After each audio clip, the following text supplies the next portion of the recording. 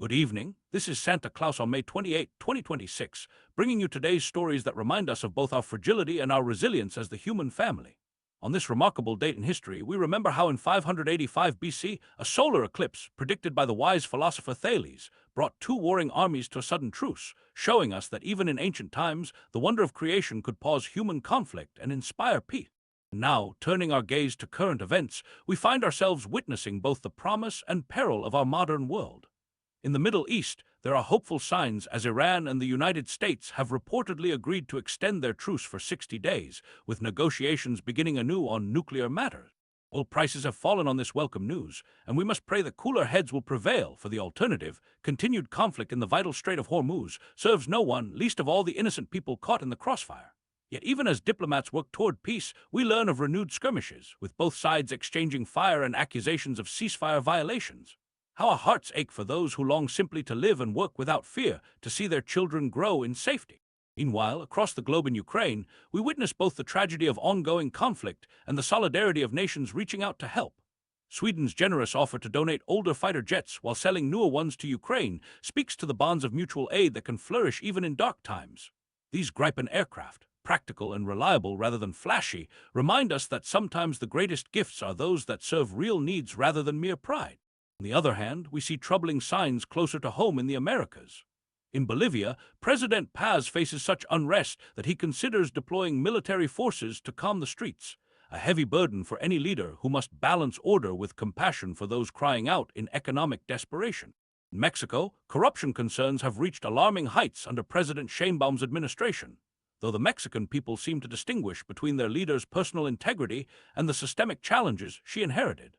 And while President Milei in Argentina has seen a modest uptick in approval as inflation begins to ease, we must remember that behind every economic statistic are families struggling to put food on their table.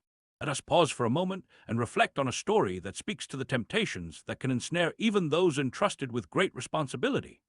A former CIA officer now stands accused of stealing hundreds of gold bars and luxury items from his own government. A reminder that the love of material wealth can corrupt even those sworn to serve their nation's highest interest. When we accumulate treasures for ourselves rather than using our positions to bless others, we lose sight of what truly matters. In the wider Middle East, the fragile ceasefire between Israel and Lebanon continues to strain, with civilians on both sides paying the heaviest price as displacement and fear define daily life for hundreds of thousands. President Trump's recent call for expanding the Abraham Accords has been met with puzzlement across the region, as many question the wisdom of demanding recognition agreements from nations that either already maintain relations with Israel or have no desire to establish them. True peace cannot be mandated from above. It must grow from genuine understanding and mutual respect. Finally, we learn of the shadow world of sanctioned oil transfers on the high seas, where vessels with covered names and painted-over identities conduct their clandestine business far from shore. This maritime deception reveals how economic pressures create elaborate workarounds that serve neither transparency nor justice, reminding us that when we attempt to isolate others through sanctions, we often merely drive commerce into the shadows rather than addressing underlying grievances.